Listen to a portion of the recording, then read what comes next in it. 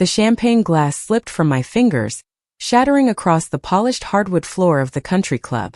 Everyone turned to stare, but I barely noticed. My son's fiancée, Rebecca, had just leaned in close during the rehearsal dinner toast, her breath warm against my ear, and whispered 5 words that would change everything. Check his basement, Patricia. Now, I'm Patricia Thornton, and at 58 years old, I thought I'd seen enough of life to not be surprised anymore. I'd raised my son Daniel alone after my husband Mark died in a construction accident when Daniel was only 12. Those were hard years, scraping by on insurance money and working double shifts at the hospital as a nurse. But I'd done it. I'd gotten Daniel through high school, helped him get his business degree, watched him build a successful career in real estate development. And now, just 2 days before his wedding to Rebecca Chen, a brilliant architect he'd met at a property development conference, everything I thought I knew was crumbling around me. Before we jump back in, tell us where you're tuning in from. And if this story touches you, make sure you're subscribed because tomorrow, I've saved something extra special for you. Rebecca pulled away from me quickly, her smile never faltering as she raised her own glass to the crowd of 70 guests gathered to celebrate the upcoming wedding. She was stunning in a navy silk dress, her black hair swept into an elegant updo, every inch the composed bride. But her hand was trembling as she held that champagne flute, and when our eyes met across the room, I saw something there that made my blood run cold. Fear. No, not just fear. Terror. I excused myself from the table, mumbling something about needing air, and made my way through the French doors onto the terrace. The September evening was cool, the sun just beginning to set over the manicured golf course beyond. My mind was racing. Check his basement. What could possibly be in Daniel's basement that would warrant such a cryptic warning? And why would Rebecca, who seemed so in love with my son, be the one to tell me? Daniel and Rebecca had been together for 2 years. I'd watched their relationship bloom from those early dating months when Daniel couldn't stop talking about this amazing woman he'd met, through their engagement last Christmas when he'd proposed on a beach in Maui. Rebecca had always been kind to me, respectful, warm. We'd gone wedding dress shopping together. She'd asked for my input on flowers and centerpieces. She'd even invited me to be part of the ceremony, doing a reading from Corinthians about love. So why was she warning me about my own son? I pulled out my phone with shaking hands and stared at Daniel's contact information. My finger hovered over the call button, but something stopped me. If Rebecca had wanted me to confront Daniel directly, she would have said so. Instead, she told me to check the basement. She wanted me to see something for myself. Daniel lived in a beautiful restored Victorian in the historic district of Ashwood, about 20 minutes from where the rehearsal dinner was being held. He'd bought the house 3 years ago, one of his first major personal investments after his real estate business started really taking off. The house had been a disaster when he'd purchased it, practically condemned, but Daniel had seen its potential. He'd spent months renovating it himself, doing much of the work with his own hands. He was so proud of that house. I'd been there dozens of times, of course. Sunday dinners, holiday gatherings, casual drop-ins when I was in the neighborhood. But now I realized something odd. In all those visits in 3 full years, Daniel had never once shown me the basement. Every time I'd asked about it, he'd brushed it off. Still working on it, Mom. It's a mess down there. Nothing to see yet. I'd accepted those explanations without question because why wouldn't I? He was my son. I trusted him completely. The rehearsal dinner dragged on for another 2 hours. I went through the motions, smiling at the appropriate moments, laughing at the best man stories about Daniel's college days, hugging relatives I hadn't seen in years. But my mind was elsewhere, counting down the minutes until I could leave and drive to that house. Rebecca avoided me for the rest of the evening. Whenever I tried to catch her eye, she was suddenly engaged in conversation with someone else, pulled away by a bridesmaid, needed urgently by the wedding planner. Daniel, meanwhile, was in his element. He gave a beautiful speech about how Rebecca had changed his life, how he couldn't wait to start their future together, how grateful he was to everyone who'd supported them. He looked so happy, so genuinely full of joy, that I almost convinced myself I'd misheard Rebecca's whisper. Maybe she'd said check his Facebook or check his bass guitar or something equally innocuous that I'd misunderstood in the noise of the party. But then I caught Rebecca watching Daniel from across the room, and the expression on her face told me everything I needed to know. She wasn't looking at him with love or excitement or even pre-wedding jitters. She was looking at him with something between pity and disgust, and when she noticed me watching her watch him, she quickly turned away and disappeared into the restroom. I followed her. The ladies' room at the country club was all marble and gold fixtures, completely empty when I pushed through the door. Rebecca was standing at the sink, gripping the edges of the counter so hard her knuckles were white. "Rebecca," I said quietly. "What's in the basement?" She didn't turn around. Her reflection in the mirror looked 10 years older than the vibrant young woman who'd walked in. "I can't tell you, Patricia. You have to see it yourself. You have to understand what kind of man he really is." "What kind of man?" I felt my voice rising and forced myself to stay calm. "Rebecca, you're marrying him in 2 days. If there's something I need to know about my son, you need to tell me right now." Finally, she turned to face me. Her eyes were red, though I hadn't seen her cry. "I thought I loved him." Her voice was barely above a whisper. "I thought he was perfect. Successful, kind, attentive. He treated me like a queen. And then last week, I forgot my phone at his house and went back to get it. He was at a property showing, so I used my key to let myself in. My heart was pounding now. And I heard something. From the basement." Rebecca wrapped her arms around herself. At first I thought it was the TV, maybe he'd left something on. But then I realized the sound was coming from downstairs. So I opened the basement door and I went down there, and Patricia, I saw things. Things that made me understand that I don't know your son at all. None of us do. Before I could press her further, the bathroom door swung open and 2 of Rebecca's bridesmaids came in, laughing about something one of the groomsmen had said.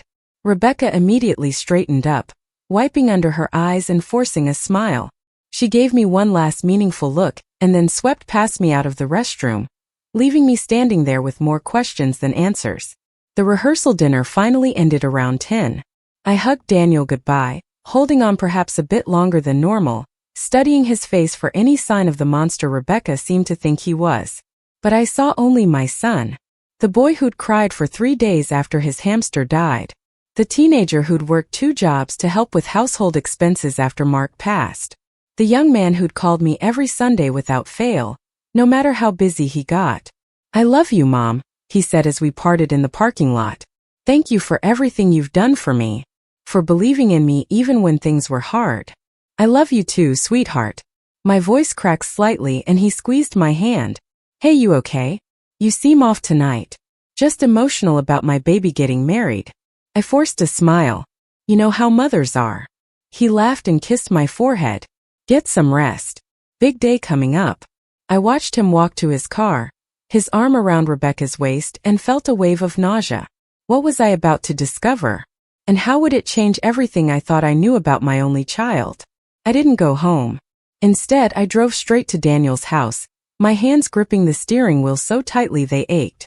The Victorian loomed before me in the darkness, its gingerbread trim and wraparound porch looking almost sinister in the glow of the streetlights. Daniel's car wasn't there. Good. He'd mentioned something about going out with his groomsmen after the dinner, probably wouldn't be home until late. I had a key. Daniel had given it to me when he'd first bought the place, insisted I have it in case of emergencies. I'd never used it to enter his home without permission before, but Rebecca's words echoed in my head. "You have to see it yourself. You have to understand what kind of man he really is." The house was dark and quiet when I let myself in. I stood in the foyer for a moment, my heart hammering, half expecting Daniel to appear and ask what I was doing there. But the house remained still. I turned on lights as I moved through the first floor. Everything exactly as I remembered it. The living room with its restored fireplace and comfortable leather furniture.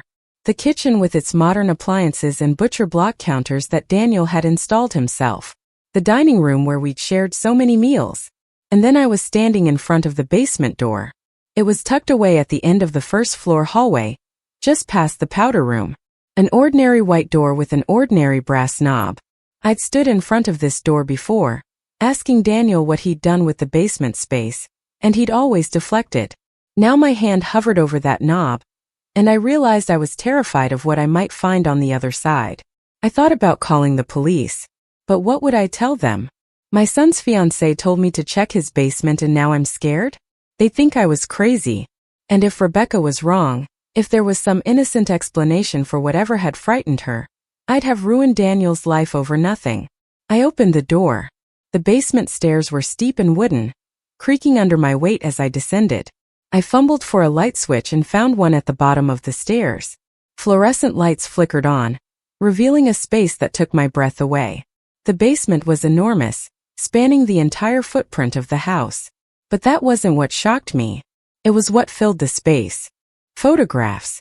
Hundreds, maybe thousands of photographs covering every wall. But these weren't normal photos. They were surveillance images. Pictures taken from a distance through windows from hiding spots. And they were all of women. Different women, dozens of them, captured going about their daily lives. Walking to their cars. Sitting in cafes. Shopping at the grocery store. Entering their homes. Preparing and narrating this story took us a lot of time, so if you are enjoying it, subscribe to our channel, it means a lot to us. Now back to the story. I moved closer to the nearest wall, my legs trembling. The photos were organized meticulously, grouped by subject. Each woman had her own section, and beneath the photos were notes. Handwritten observations about their schedules, their habits, their routines. Sarah M., 32, works at Riverside Bank, leaves for work at 7:45 every morning, stops at Starbucks on 3rd Street, returns home by 6:30 unless it's Thursday when she has yoga at the gym on Maple Avenue. My stomach lurched. This was a stalker's lair. But it was worse than that because as I moved along the walls, I started recognizing some of the women. Karen Phillips, who worked at the flower shop downtown. Jessica Reynolds, a teacher at the elementary school. Amanda Torres, who owned the bakery on Main Street. These weren't random women. They were women from Ashwood. Women from our community. And then I saw Rebecca. Her section was larger than the others, more detailed. Photos of her going back 2 years, since before she and Daniel had even officially met. Pictures of her at her architecture firm, at her apartment building, at the coffee shop she frequented. Notes about her preferences, her schedule, her friends. Everything Daniel would need to orchestrate a seemingly chance encounter that would appear completely natural. Their meeting hadn't been an accident at a conference. It had been planned, calculated, staged. Daniel had been stalking Rebecca for months before he'd approached her, learning everything about her so he could become exactly the kind of man she'd fall in love with. I sank down onto the stairs trying to process what I was seeing. This couldn't be real. This couldn't be my son. Daniel was good. Daniel was kind. Daniel was the boy I'd raised to respect women, to value honesty, to treat people with dignity. But the evidence was overwhelming. And it got worse. In the center of the basement was a workbench, and on that workbench was a laptop. I opened it with shaking hands and it was unlocked. The screen showed a grid of windows, each window showing a different camera feed. I leaned closer and felt my blood turn to ice. These were live feeds from inside women's homes. Bedrooms, living rooms, bathrooms. I could see women right now, in real time, completely unaware they were being watched. One woman was reading in bed. Another was watching TV on her couch. A third was getting ready for bed in her bathroom, and I quickly averted my eyes from that screen, feeling sick. Daniel had somehow installed hidden cameras in these women's homes. He was watching them constantly, invading the most private moments of their lives. And from the dates in the corner of each feed, some of these cameras had been active for years. I clicked through files on the laptop and found folders going back nearly a decade.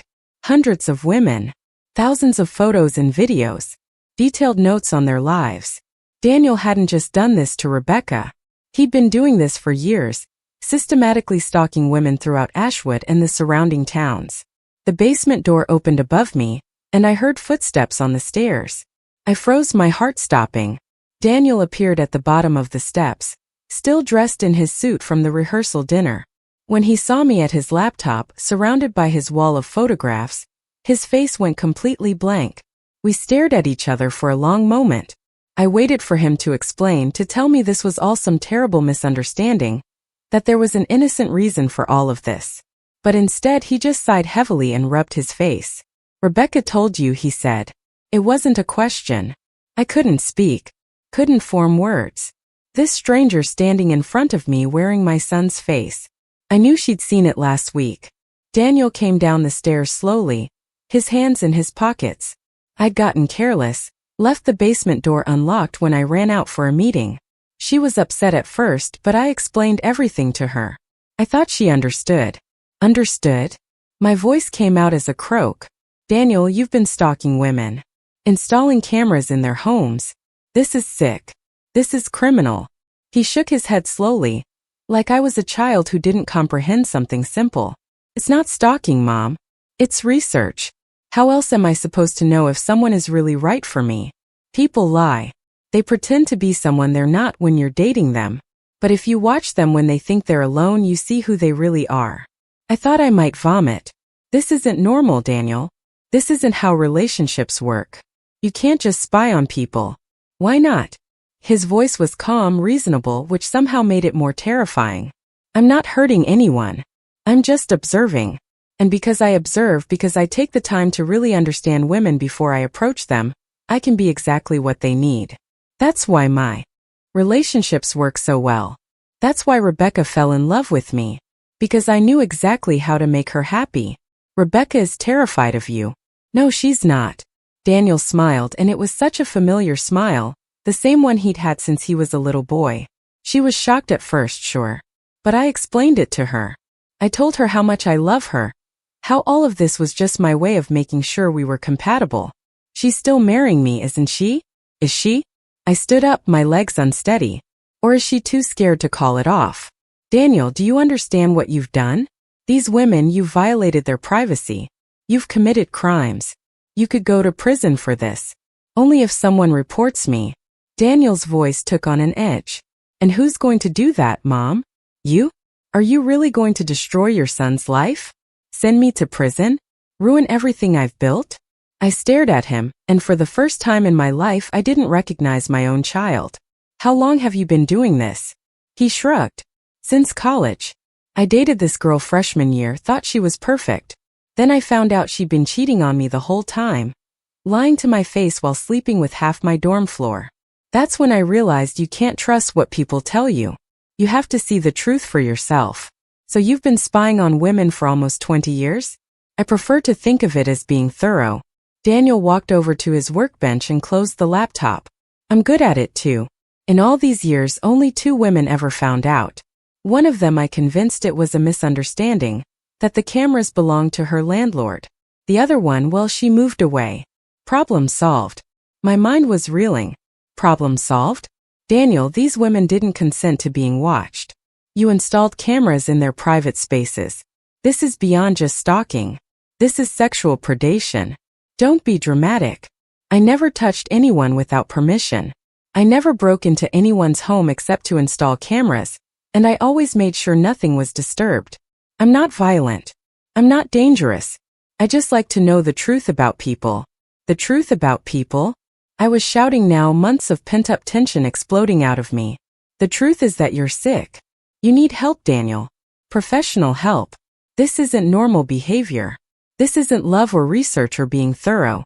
This is a serious psychological disorder, and you need treatment before you hurt someone. I'm not going to hurt anyone.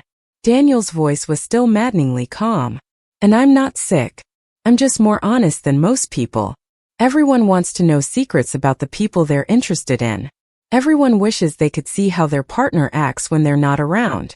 I just found a way to actually do it. No. I moved toward the stairs, needing to get out of this basement, away from these photos of stolen lives. No, Daniel. Most people don't want to violate others' privacy. Most people understand boundaries and consent. You're not being honest. You're being a predator. He grabbed my arm as I tried to pass him, not hard enough to hurt but firm enough to stop me. You can't tell anyone about this. His voice was quiet, but there was steel underneath. If you do, you'll destroy my life. I'll lose Rebecca. I'll lose my business. I'll lose everything. You should lose everything. I pulled my arm free. These women deserve to know. The police deserve to know. Rebecca deserves the truth so she can make an informed decision about whether to marry you. Rebecca knows the truth and she's still marrying me. Doesn't that tell you something? It tells me she's terrified and doesn't know how to get away from you.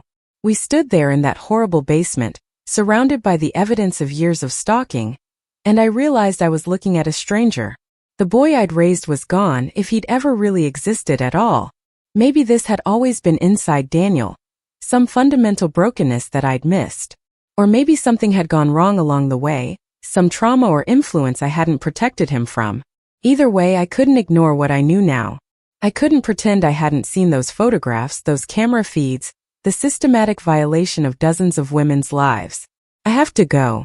I moved past Daniel toward the stairs. We'll talk about this later. Mom, wait. His voice stopped me halfway up. Please don't do anything rash. Think about what's at stake here. Not just for me, but for you too.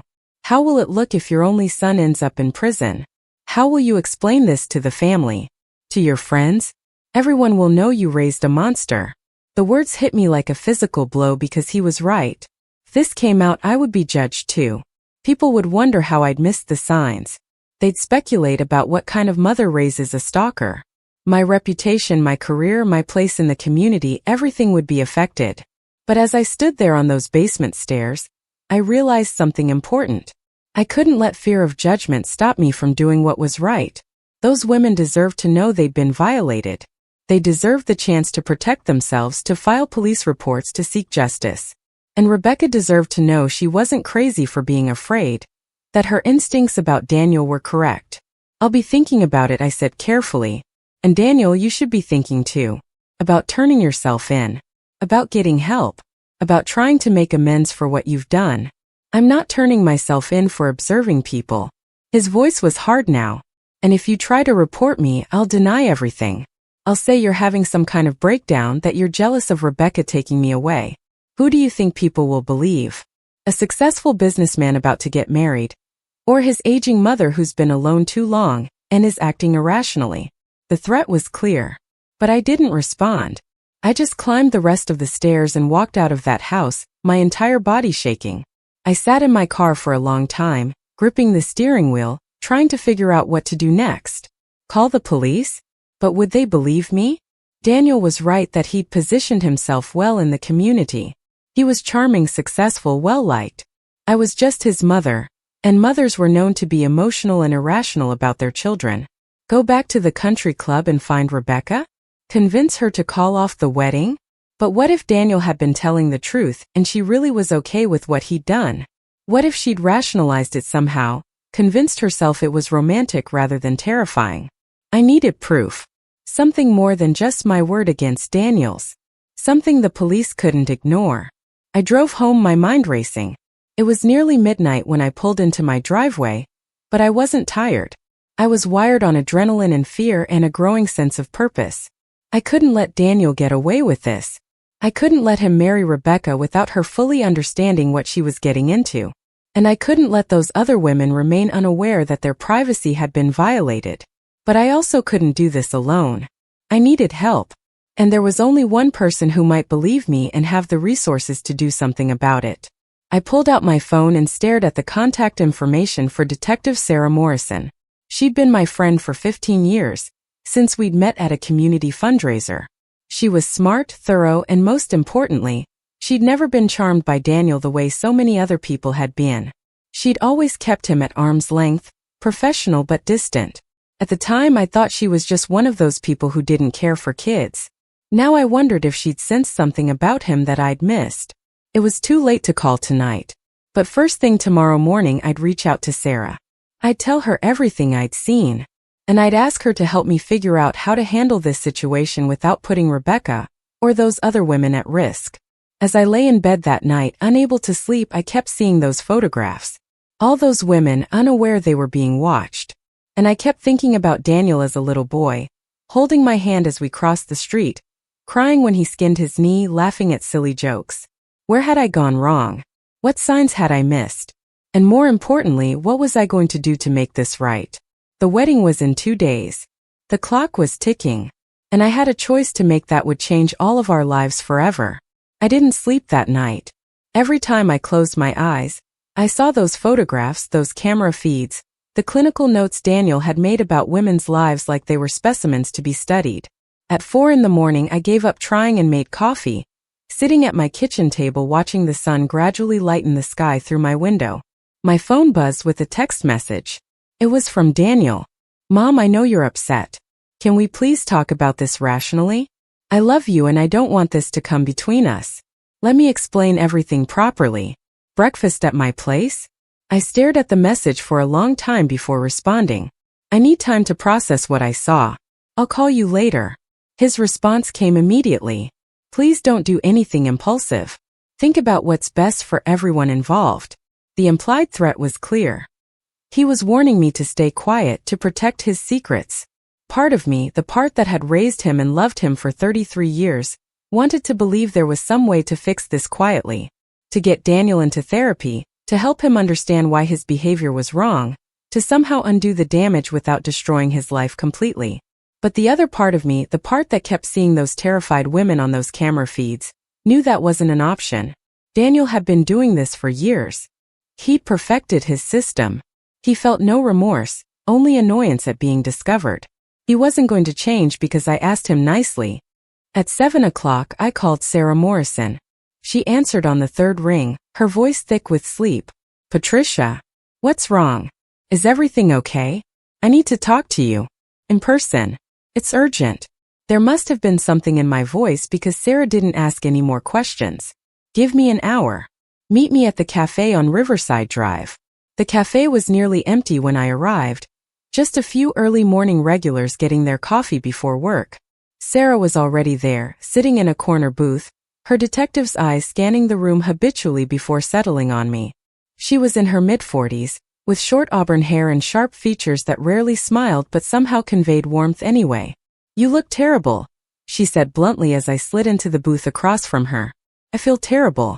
I wrapped my hands around the coffee cup the waitress had automatically brought me. Sarah, I need to tell you something about Daniel. Something that's going to be very hard to hear. I watched her face carefully as I explained what I'd found in the basement. The photographs, the cameras, the years of systematic stalking. Sarah's expression remained neutral, professional, but I could see the tension building in her shoulders. How many women? She asked when I finished. I don't know exactly. Dozens at least. Maybe more. The laptop had folders going back years. And Rebecca knows about this? According to Daniel, yes. He claims he explained it to her and she accepted it. But Sarah, you should have seen her face when she warned me. She's terrified. Sarah was quiet for a long moment, processing. This is serious, Patricia. If what you're telling me is accurate, Daniel has committed multiple felonies. Breaking and entering, illegal surveillance, stalking. We're talking about significant prison time. I know. My voice cracked. I know what this means. But Sarah, those women deserve to know. And Rebecca, she can't marry him. Not without understanding the full scope of what he's done. Have you documented any of this? Photos of the basement? Screenshots from the laptop? I shook my head, feeling foolish. I was too shocked. I just needed to get out of there. All right. Sarah pulled out her phone and started typing notes. Here's what we need to do. First, I need to see that basement myself. But I can't get a warrant based solely on your testimony. Especially since you're his mother, and you technically entered his home without his knowledge of your intent to investigate. So what do? We need Rebecca to file a complaint. If she's a victim of Daniel's surveillance, if he installed cameras to watch her before they were in a relationship, then she has standing to report the crime. Once we have her formal complaint, I can get a warrant to search the property. But what if she won't? What if Daniel has convinced her to stay quiet? Then we have a problem. Sarah's voice was grim. Without a complaint from a victim or probable cause, my hands are tied. Daniel could destroy all the evidence before we can legally access it. I thought about Rebecca's face at the rehearsal dinner, the way her hands had trembled, the fear in her eyes. She wants help, Sarah. I'm sure of it. She just doesn't know how to ask for it. All right. Can you arrange a meeting with her? Somewhere Daniel won't know about? I need to talk to her directly. Assess whether she's willing to cooperate with an investigation. The wedding is tomorrow. Time is running out. Sarah reached across the table and squeezed my hand. I know this is hard, Patricia. I can't imagine what you're going through. But you're doing the right thing. Those women need someone to advocate for them. And right now, you're the only one who knows the truth. After I left the cafe, I sat in my car trying to figure out how to contact Rebecca without Daniel knowing. I couldn't call her cell phone. For all I knew, Daniel was monitoring her communications. I needed to reach her in person somewhere he wouldn't be. Then I remembered. Rebecca had mentioned during our wedding planning that she had a final dress fitting scheduled for this morning at the bridal boutique downtown. She'd invited me to come, but I declined, saying I wanted to be surprised when I saw her walk down the aisle. The irony of that memory made me feel sick. There wasn't going to be any walking down the aisle. Not if I had anything to say about it. The bridal boutique was called Enchanted Moments, a upscale shop with white silk curtains in the windows and soft classical music playing inside. A young woman with a clipboard greeted me as I entered. "I'm here to see Rebecca Chen. I'm her future mother-in-law." "Oh yes, Miss Chen is in the back with our seamstress. Let me see if she's available. It's important. Please tell her Patricia needs to speak with her privately." The young woman looked uncertain but disappeared through a curtain. A moment later, Rebecca emerged, still in her street clothes, her face pale. "Patricia, what are you doing here? We need to talk. Somewhere Daniel won't overhear. Is there a private room we can use?" Rebecca glanced back toward the fitting rooms, then at the front door, as if checking to make sure Daniel hadn't followed me. "The owner lets me use her office sometimes. This way." The office was small and cluttered with fabric swatches and wedding magazines. Rebecca closed the door behind us and leaned against it, her arms wrapped tightly around herself. "You went to his house. It wasn't a question. I saw the basement. Everything you warned me about. Rebecca, we need to talk about what happens next." She closed her eyes. "I know what you're thinking. That I should call off the wedding, report him to the police, do the right thing. But it's not that simple. Tell me what happened when you found the basement last week." Rebecca sank into the chair behind the desk, and the story came tumbling out. She'd gone back to Daniel's house to retrieve her phone, let herself in with her key, heard sounds from the basement. When she'd gone down to investigate, she'd seen everything I'd seen. The photographs, the notes, the camera feeds. I confronted him immediately. Her voice was hollow. I was hysterical, screaming, threatening to call the police. And Daniel, he just stayed calm. So eerily calm. He sat me down and explained his whole philosophy about relationships, about how you can't really know someone unless you observe them in private. Did he threaten you? Not directly. But Patricia, he knew things. Things about me that he shouldn't have known. He told me about a conversation I'd had with my sister 3 months ago, in my apartment when I thought I was alone. He quoted things I'd said word for word. He knew about the doubts I'd had about our relationship, the fears I'd shared with my therapist over video calls that I made from my home office. Rebecca's hands were shaking as she continued. He'd been watching me for 2 years before we even met. He knew my schedule, my preferences, my vulnerabilities. When we had our first conversation at that conference, it wasn't chance. He'd orchestrated the whole thing, made sure he was staying at the same hotel, arranged to be in the same seminar sessions, even requested the seat next to mine at the opening dinner. So your entire relationship was built on his surveillance. Everything I thought was fate or compatibility or us just clicking, it was all manufactured. He'd studied me like a lab rat, and then presented himself as my perfect match because he already knew exactly what I was looking for.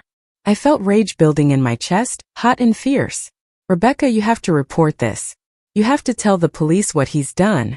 She looked at me with eyes full of despair. "And say what? That my fiancé is really good at research? That he learned about me before asking me out? He'll frame it as romantic. He'll say he was just nervous and wanted to make a good impression. His lawyer will tear me apart.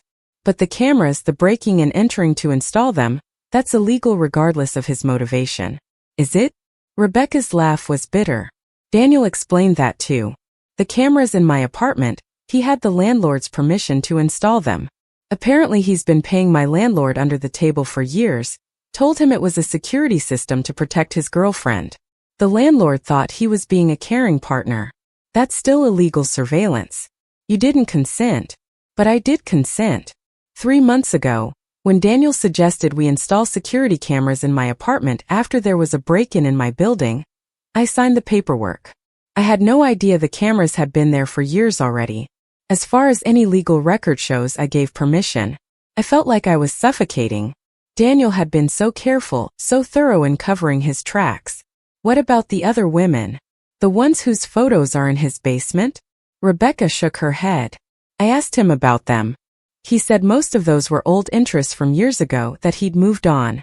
He claimed the only active surveillance he has now is on me, and only because he loves me and wants to keep me safe. You don't believe that? Of course I don't believe it. But Patricia, I'm trapped.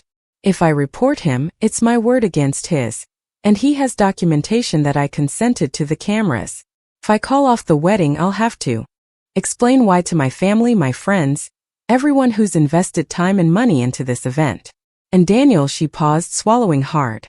Daniel has made it clear that if I embarrass him by canceling the wedding, he'll make sure everyone knows intimate details about my life. Things he learned from watching me. Private things that would humiliate me. He's blackmailing you. He calls it protecting our relationship. Rebecca wiped tears from her cheeks. He says if I just go through with the wedding, everything will be fine. He'll remove the cameras now that we're getting married and living together. He says he only needed them when we were apart to feel close to me. And you believe him? No. But I also don't see a way out that doesn't destroy my life. At least if I marry him, I can try to manage the situation. Maybe get him into therapy. Maybe gradually convince him that what he's doing is wrong. Or maybe he escalates. Maybe the surveillance gets worse. Maybe he starts monitoring your every move inside your marriage. Rebecca, you can't marry someone who has this kind of control over you. She looked at me with hollow eyes. What choice do I have? I thought about Sarah waiting for Rebecca's complaint, about those other women in Daniel's photographs who had no idea they'd been violated, about the life Rebecca would have if she went through with this marriage. And I made a decision.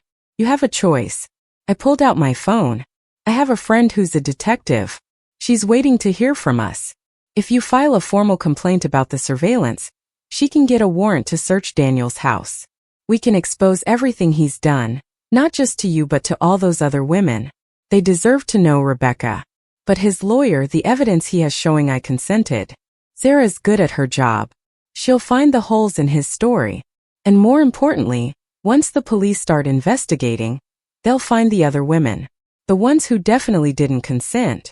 Daniel can't have gotten permission from all of them. His whole system will unravel. Rebecca was quiet for a long time, staring at her hands. If I do this, my life falls apart. The wedding is canceled. My family will have questions. Everyone at my firm will find out.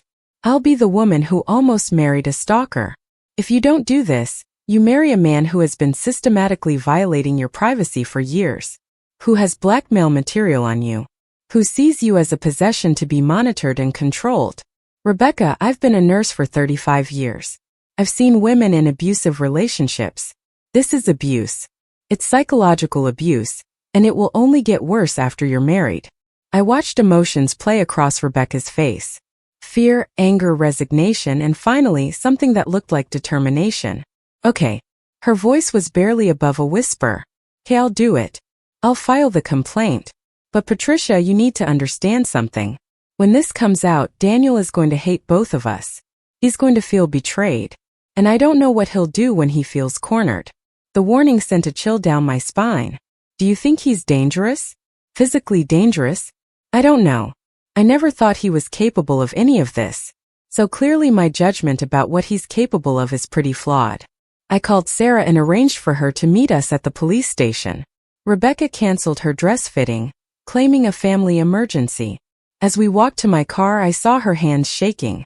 Thank you, she said quietly, for believing me. For not trying to explain away what he's done or convince me I'm overreacting. You're not overreacting. What Daniel has done is monstrous, and I'm sorry I raised someone capable of this. You didn't know. Parents can't control who their children become. But I should have seen signs. I should have noticed something was wrong. Rebecca stopped walking and turned to face me. Patricia, he fooled me completely. He fooled my friends, my family, my colleagues. He's exceptionally good at hiding who he really is. You can't blame yourself for that. At the police station, Sarah met us in a private interview room. She was all business, recording Rebecca's statement, asking detailed questions about when Rebecca had discovered the cameras, what Daniel had said, what evidence existed in the basement. The laptop is the key, Sarah said. If we can access his files before he has a chance to delete anything, we'll have documentation of years of illegal surveillance. But we need to move fast. Patricia, when did Daniel last see you? Last night around 10:30. And does he know you might report this? He suspects. He sent me a text this morning asking me not to do anything impulsive. Sarah swore softly. Then he's probably already taking precautions. Backing up files to remote servers, maybe even starting to delete evidence. We need that warrant now. She stepped out of the room to make calls, leaving Rebecca and me alone. Rebecca looked smaller somehow, hunched in her chair. The confident architect I'd come to know replaced by someone fragile and frightened.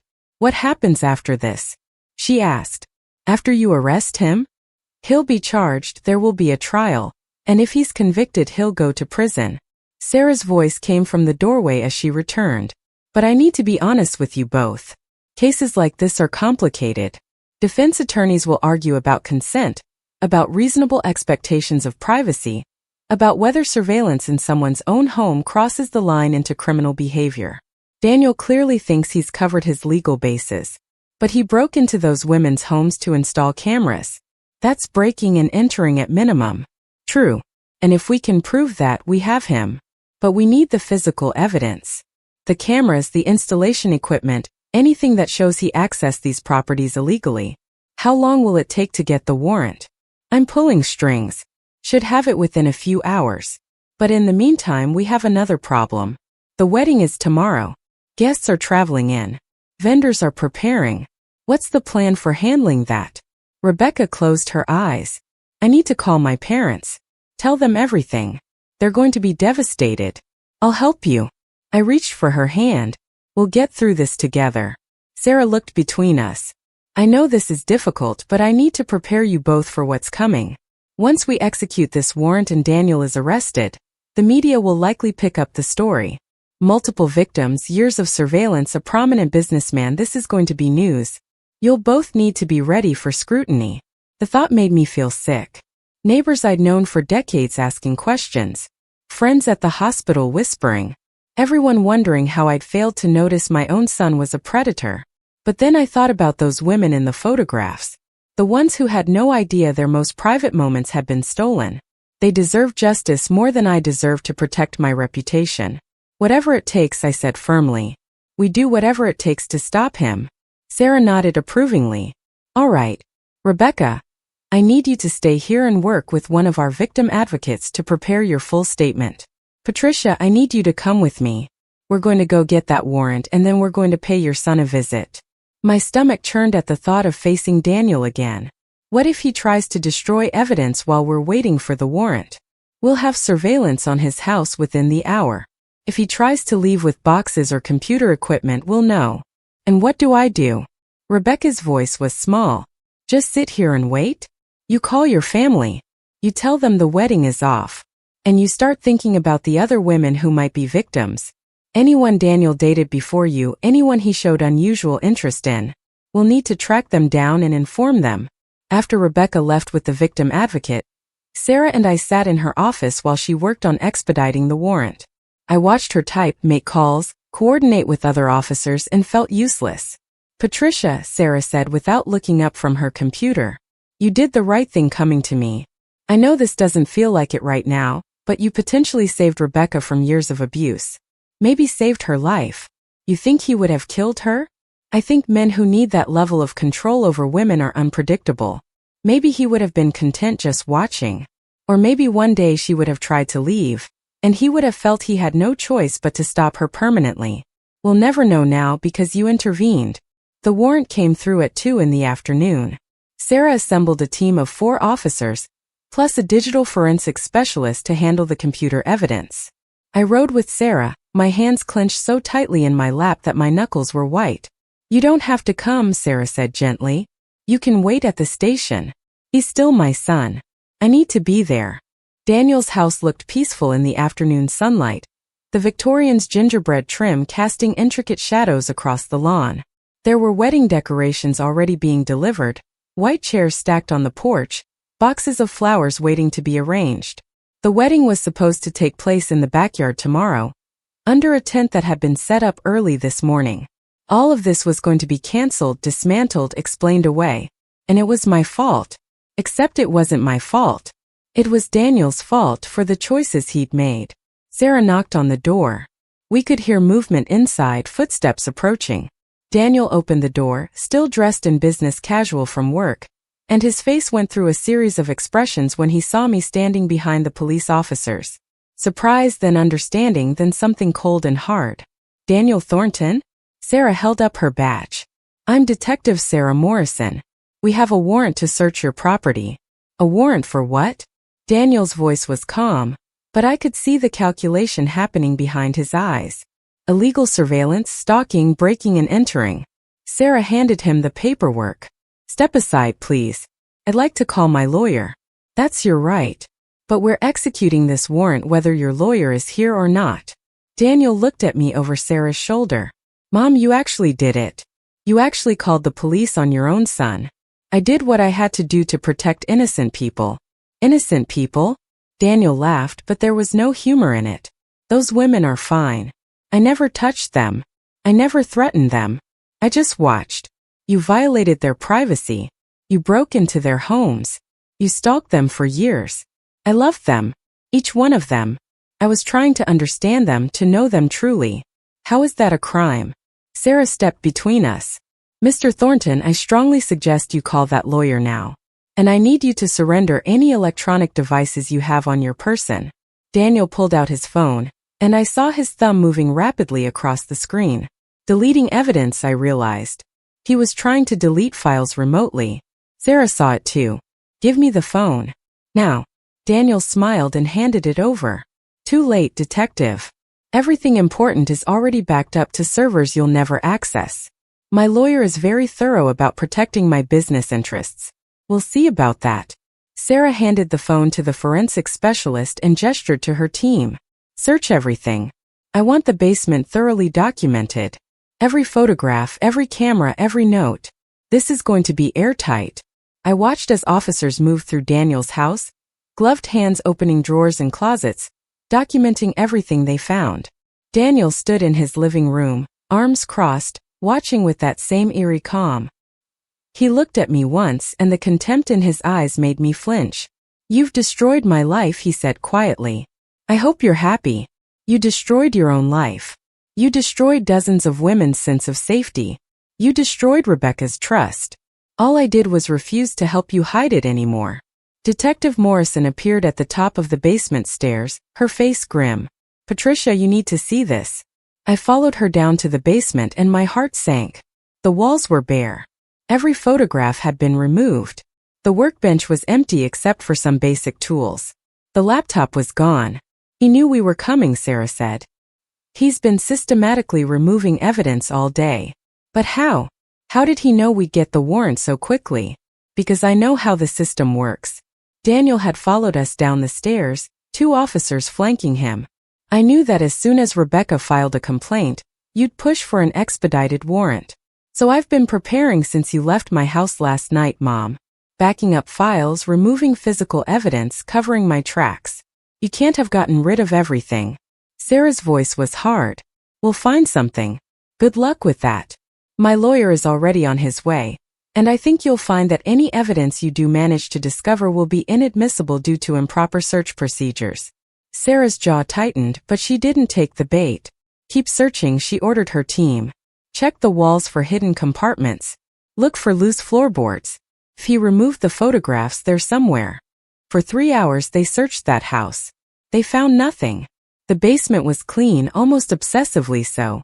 There were no hidden cameras, no surveillance equipment, no photographs, no notes. It was as if the room I'd seen last night had never existed. Finally, Sarah pulled me aside. He's good. Really good. Without physical evidence, we're going to have a hard time making charges stick. But Rebecca's testimony, what I saw last night. Your testimony won't be enough without corroborating evidence. You're his mother. A defense attorney will argue you're biased, that you misunderstood what you saw, that you're trying to sabotage his happiness for personal reasons. So he's just going to get away with this? I didn't say that. Sarah looked at Daniel, who was now on the phone with his lawyer, looking entirely too satisfied with himself. We've seized his phone and computer. Our forensics team is excellent. If there's any recoverable data, they'll find it. And we're going to start tracking down the other victims, interviewing them, building a pattern of behavior. But in the meantime, he's free to go. We don't have enough for an arrest. I felt like I'd been punched in the stomach. After everything, after Rebecca's courage in coming forward, after the risk of reporting my own son, Daniel was going to walk away. Don't look so defeated, detective. Daniel ended his call and walked over to us. My lawyer says you had no probable cause for this warrant. Any evidence you did find would be thrown out. But since you didn't find anything anyway, I guess it doesn't matter. There's still the matter of Miss Chen's complaint. Yes, Rebecca. Daniel shook his head sadly. My poor fiancée has been under a lot of stress with the wedding planning. I think she may have had a bit of a breakdown. I'm hoping after some rest, she'll realize she's made some very serious false accusations.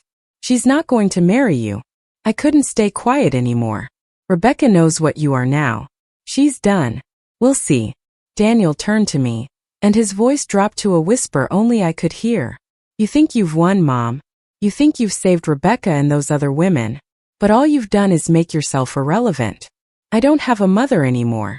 As far as I'm concerned, you died tonight. The words hurt more than I'd expected. Even knowing what he was, even seeing the monster behind the mask, some part of me still wanted him to be the little boy I'd raised. Still wanted to believe there was something redeemable in him. But that little boy was gone. Maybe he'd never really existed at all. Sarah and her team left Daniel's house empty-handed. I rode back to the station in silence, watching the familiar streets of Ashwood pass by, and wondering how everything had fallen apart so completely. At the station, Rebecca was waiting with her parents. Her mother had clearly been crying, mascara streaked down her face. Her father looked shell-shocked. When they saw me, Rebecca's mother rushed over. Is it true? What Rebecca told us about Daniel? I'm afraid so. I couldn't meet her eyes. I'm so sorry. If I'd known, if I'd seen any signs. This isn't your fault. Rebecca's father put a hand on my shoulder. Patricia, you did the right thing by reporting this. Even if they couldn't find evidence tonight. We're still building the case. Sarah joined us, her professional mask in place. I've contacted the FBI's Cybercrimes Division. They have resources we don't for tracking digital evidence. And we're going to start interviewing women who appear in the photographs Patricia saw, the ones we were able to identify. What about the wedding? Rebecca's voice was hoarse from crying. All those people coming tomorrow. We've already started making calls. Rebecca's mother squeezed her daughter's hand. Canceling everything. We told everyone there was a family emergency. They're going to want details eventually. Rebecca looked at me. Everyone's going to want to know why. Then we tell them the truth. I took her hand.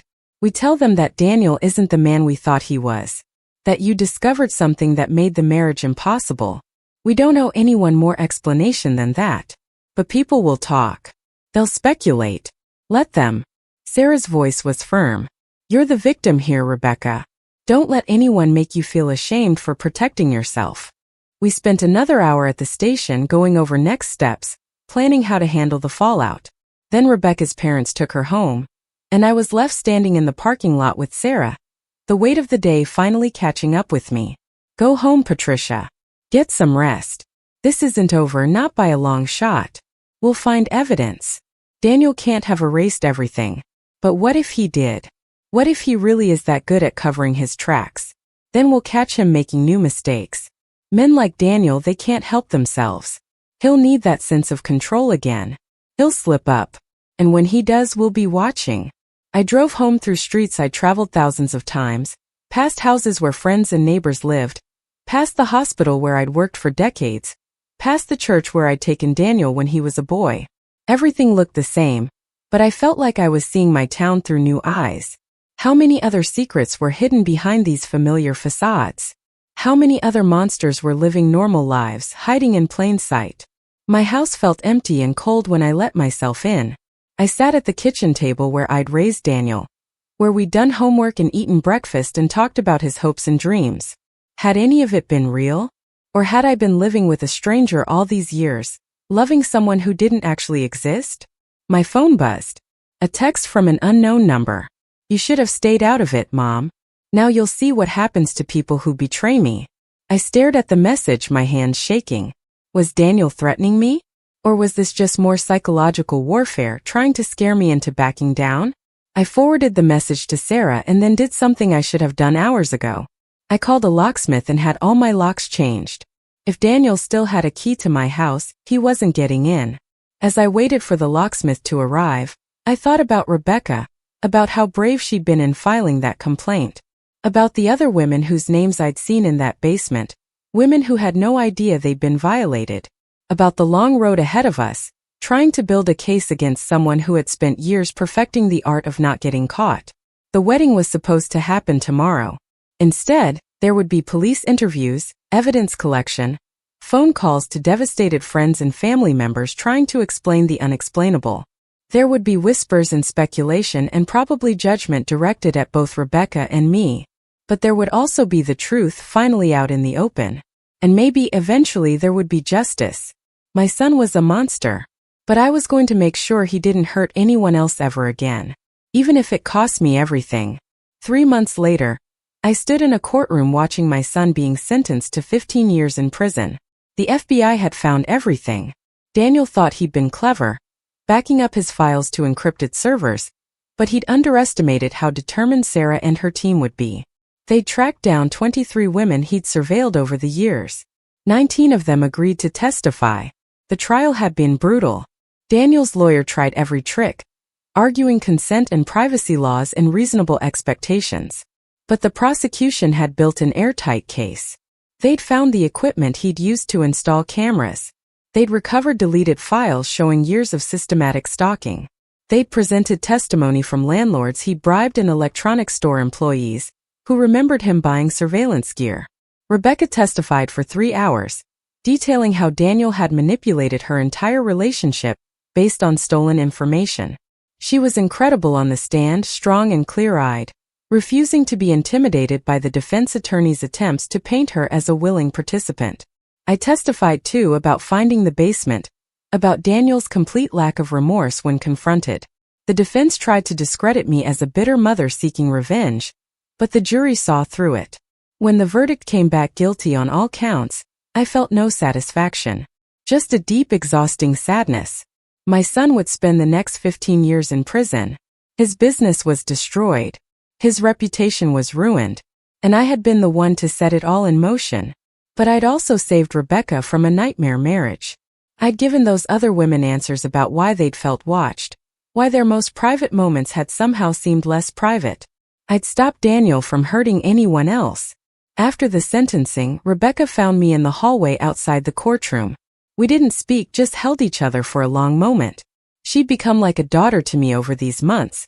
Someone who understood the unique pain of loving someone who turned out to be a monster.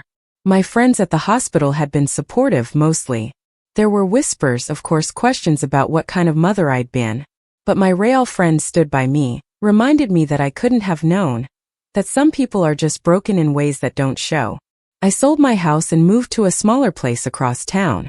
Too many memories in the old neighborhood, too many people who looked at me with pity or suspicion. I kept working, kept living, kept trying to find meaning in the wreckage. Rebecca went back to her architecture firm. She's dating again now, taking it slow, learning to trust. She calls me once a week and we have lunch every month. We're building something new from the ashes of what Daniel destroyed. Not quite mother and daughter, but family nonetheless. The kind you choose rather than the kind you're born into. Daniel writes me letters from prison. I don't read them.